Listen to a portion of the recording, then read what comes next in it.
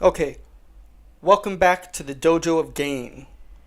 Now today we have a topic from Greg Doucette about Joesthetics. Now if you don't know, sadly he has passed away. It's an unfortunate event. He was a young guy. He was only 30 years old.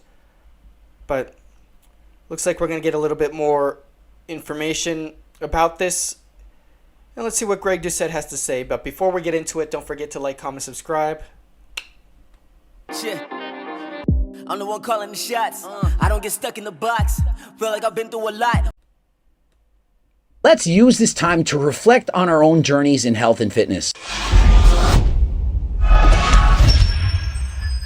Coach Greg, in today's video, we're going over what athlenx said about Joe Linder's death. He has a big concern and he wants everyone to hear about it. Okay, athlenx commented on it. I didn't realize that from the title, so let's see what he has to say as well. Jeff Cavalier has been in the fitness industry for a very long time. He graduated high school when Joe Linder was born. And so Jeff making this video when he doesn't normally speak about these things, it shows that it's very important to him. He's very passionate about people getting into fitness and doing it 100% natural. Social media can be very toxic, and because there's so much pressure to look a certain way, many people are being tempted to use performance-enhancing drugs. And we all know that Joe Linder openly talked about everything he did, the good, the bad, and the ugly, and that we don't know for sure if that's the cause of what happened, but we do know that it for sure can increase its risks. There are some instances where he even just discussed like a mini war he was waging because of his PED use against gynecomastia and having to use an aromatase inhibitor to combat the gyno, but having the side effect of lowering libido. And as a result of this, Joe ended up getting gynecomastia surgery to remove the breast tissue that formed in his pecs. When most people start using performance-enhancing drugs, they normally do so at a very young age, and they're not thinking of the negative consequence of doing so. They're thinking about all the positives. I'm going to put on a lot of muscle, perhaps burn a lot of fat, get that dream physique much faster than last time. But the problem is, oftentimes when you take one thing, it causes other problems in the body and you have to take something else. Pretty soon you're on a concoction of various things, and this is not good for your health. And when you have to start taking other drugs to combat side effects that happen from the other drugs that you're on, it becomes a really, really nasty war that becomes, I think, very much a psychological struggle as well. And so unless you're being prescribed something... Okay, so yeah, I agree with what they're saying. To a point, right? Because to each their own, everybody has their own goals and what they want to accomplish. You pretty much are going to go through this same thing with every medication. Every medication has its side effects, and probably will have to do something to combat those side effects or just accept them as they are. But as far as PD use goes, I mean, I'm not recommending that anybody does it. But if you're going to do it, I would suggest build your body as far as you can naturally, obviously, first, and do it responsibly. By your doctor and being monitored, you're actually being foolish. You're playing Russian roulette with your health. You do not know what these drugs are going to do. And so despite the fact that you see some of us, for example, myself on HRT, it doesn't mean that you should be taking it. Likewise, he talked about when you get off of steroids, the psychological downflow that happens. Greg just said, and athlenx. I mean, don't want to throw shade, but considering his age and the way he's able to continue to have such a low body fat percentage without losing muscle, he's basically had the same amount of muscle for, I don't know, for years. He's always looked the same. I'm willing to bet he's probably taking some testosterone. I mean, there's nothing wrong with that when you're of an older age, as long as you have a medical professional guiding you, right? Or you do your research, but obviously you have to consider the legal stance of it in your country, right? When you are left with less of the gains that you became accustomed to having. And what Joe describes, the feelings when you go off, that you lose that muscle that you had, that you can't keep the same physique. When you go natty, the shoulders and the traps just don't pop that much anymore. Yeah. And then the clothing just look different. Doesn't fit you the same. That's why I'm saying don't even start using that stuff, bro, because you might get hooked. Joe Linder and Noel Dizel speak to this in length. When they go off cycle, perhaps they're on HRT or they're cycling completely off, you're losing a lot of muscle. You don't fill out your t-shirts the same way. This can result in body dysmorphia. You don't feel good in your own skin. The reflection you see in the mirror, it's not one that you enjoy, and so the result of this is you go back to taking the performance-enhancing drugs. Mentally, emotionally, that's a roller coaster. So coming off really isn't pleasant, and it's the mental discipline that you need in order to push through that. Noel dies.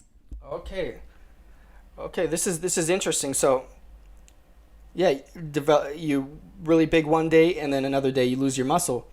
That's going to cause a bit of distress. Get off the PEDs.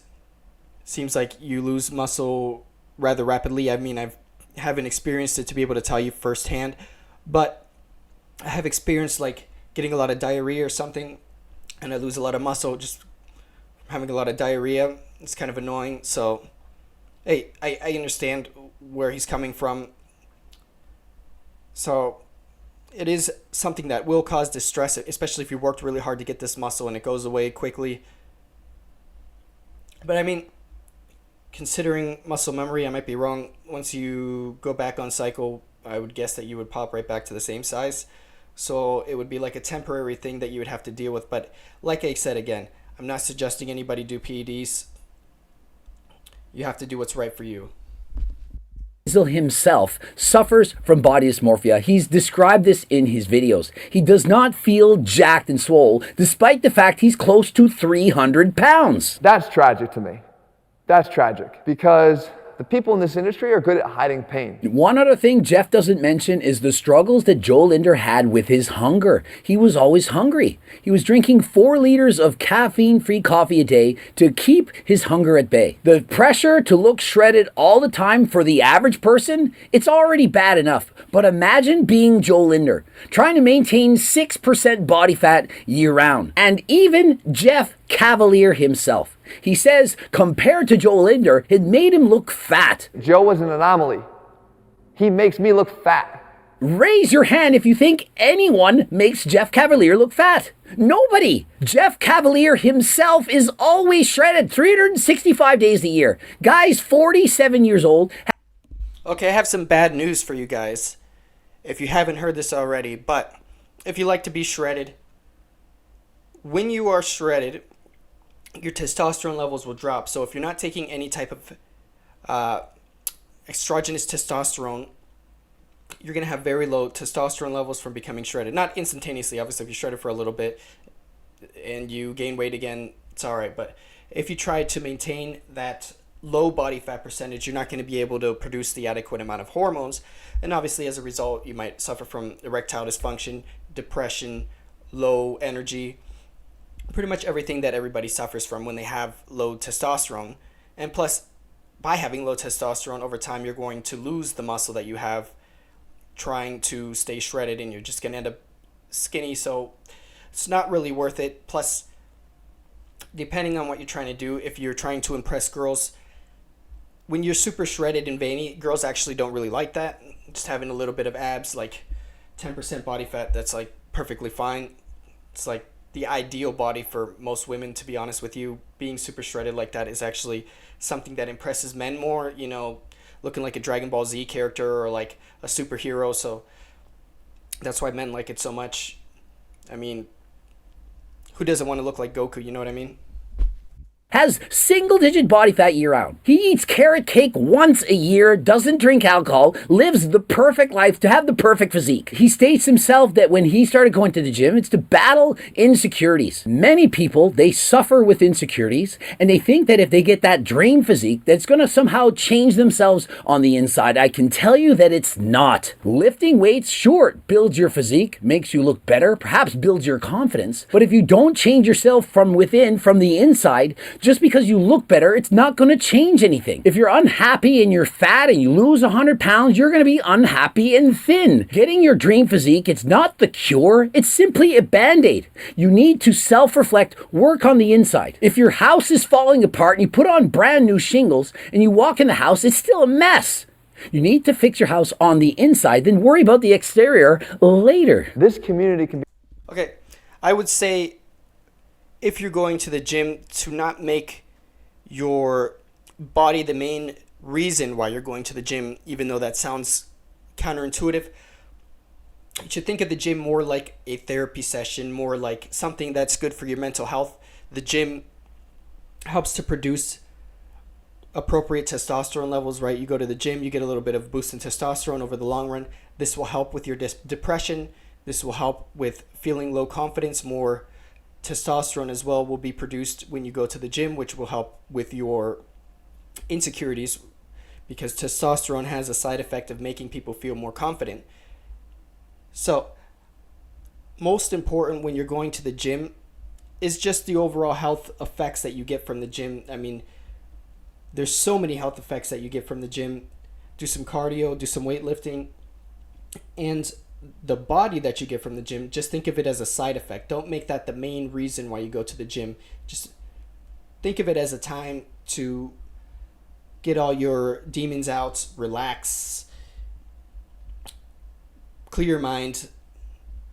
You know what I mean? Unwind from the day.